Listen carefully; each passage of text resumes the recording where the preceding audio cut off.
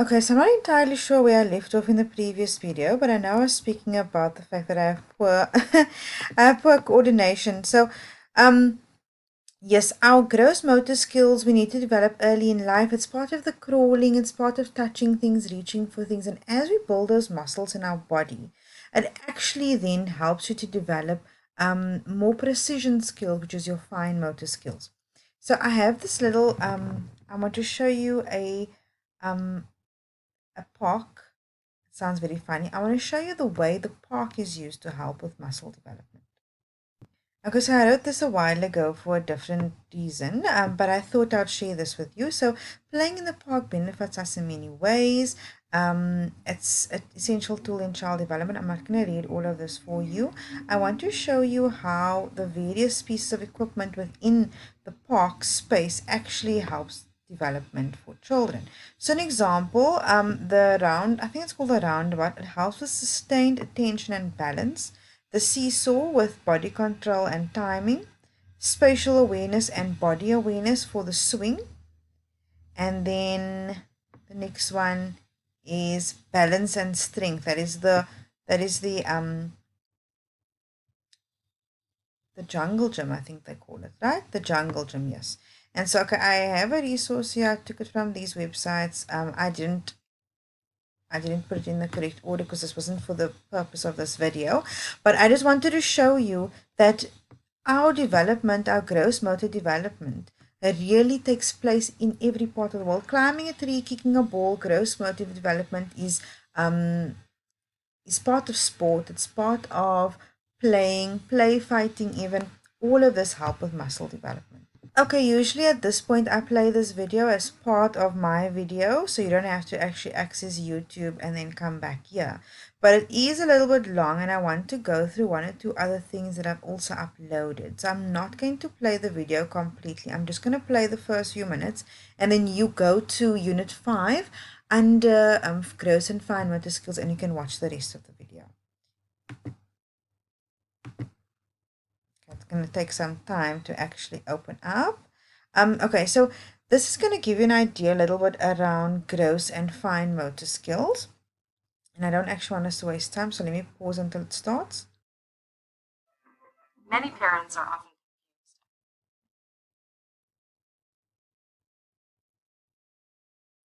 gross motor skills and fine motor skills. Gross motor skills are when children learn to make all of their muscles and joints. So it's things like walking, crawling, running, jumping, climbing, anything where they need to move all of their muscles and joints in a coordinated way. Oftentimes, gross motor skills are related to their core strength. So how strong their trunk muscles are, can they sit up straight, do they have good control and coordination to run and jump and climb, and do that in a way that is coordinated. Fine motor skills are built on your gross motor skills. Often, in order to have good quality, strong fine motor skills, you need to have solid gross motor skills. So, for fine motor skills, we're looking at things like how children hold their pencil, are they able to cut with scissors, do they hold their utensils properly when they're eating. So it's really how they use the smaller muscles of their hands to coordinate doing more precise and accurate motion. Okay, so you can watch the rest of the video on your own. I just wanted to give it a start. We spoke about a lot of the concepts that she has mentioned in that video, but I just wanted to give you a bit of a snapshot of what it talks about. Okay, so now moving on to fine motor skills. And fine motor skills is really built on the gross motor skills as we heard in the video and as I said earlier. And usually, we know that kids develop at different rates, okay? But there are milestones that we generally expect them to meet. And so it includes fine motor skills. So it is a milestone. So for example, at around age 5 or 6, children can usually make, sorry, I use a lot. I'm going to try not to. They usually copy shapes and letters. They use a fork and a spoon. And 9 and 10, they usually do things like use a ruler without becoming some kids struggle with skills for a long time, and if you have trouble with motor skills, it may be a sign of developmental coordination disorder, which is DCD. I don't want you to think about that, but it may be an indication of things like a coordination disorder. Some people call it dyspraxia. And kids with dyspraxia, it's a learning difference that impacts on your writing, and you also have trouble with motor skills. And usually they don't really pick it up until you are in school and teachers notice it. But anyway, that is just a delay with your fine motor skills affected learning. So you can see that fine motor skills are necessary. It's important for school readiness. It's also the ability to make movements using smaller muscles with your hands and wrists. It plays a role in thinking or cognition and language development. It's needed for holding a pencil, drawing, using scissors, getting dressed, coloring, and so on and so forth. And they're basically necessary for many school tasks, but for many tasks at home as well. We need to use fine motor skills. With gross motor skills, so remember I said children achieve differently in terms of their gross motor skills. So, for example, a 3 or 4 year old, they usually, if they are typically developing, then we would see that they would be able to jump in the air a certain amount with both feet a certain height.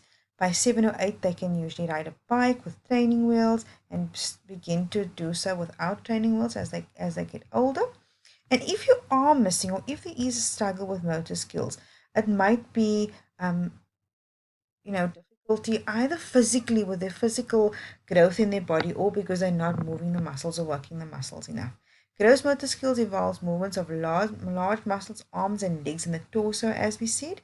Kids who struggle with gross motor skills have trouble doing whole body movements like climbing, jump, or jumping jacks. And these challenges affect and impact the child's self-esteem. And remember, if you're struggling with gross motor skills, most likely means that it will be a challenge to develop those fine motor skills. Gross motor skills are necessary for balance, coordination, body and awareness, physical strength, reaction time, etc. etc.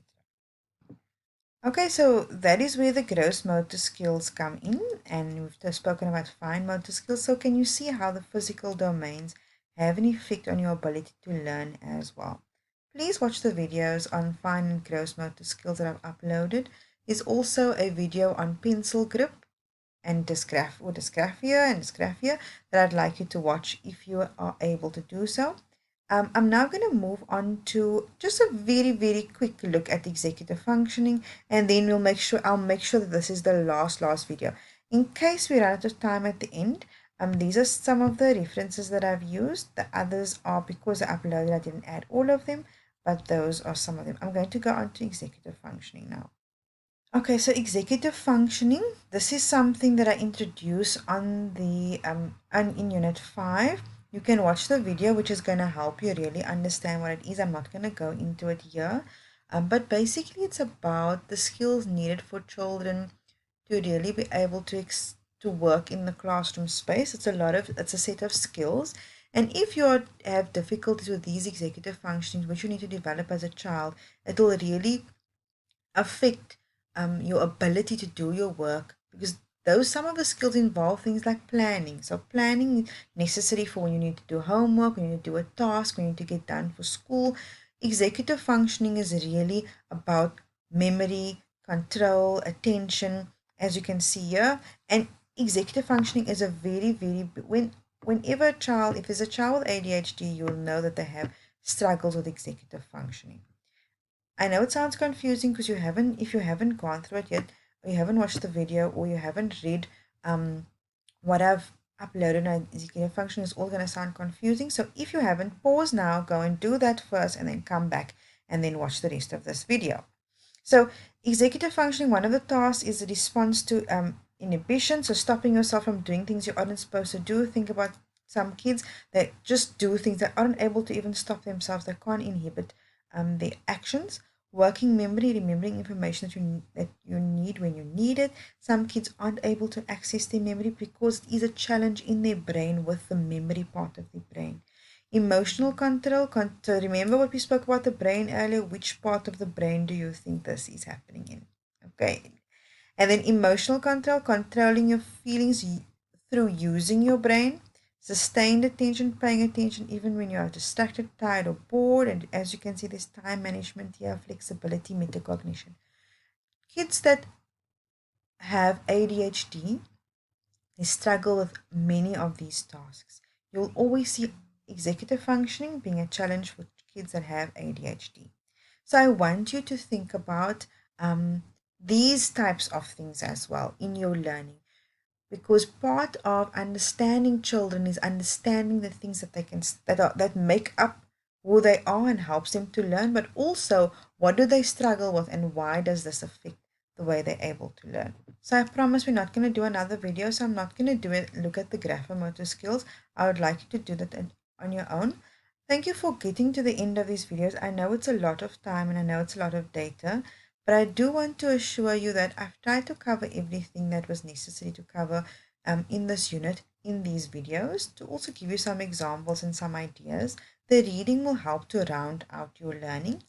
And when you are teaching or when you're in the classroom, I'm hoping that some of these things will come back to you and help you to really understand your learners in a very different and real way.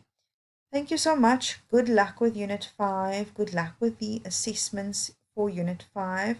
And I'm so excited that you're at the end of this cluster and you can finally take some time to breathe and relax before the start of your new cluster.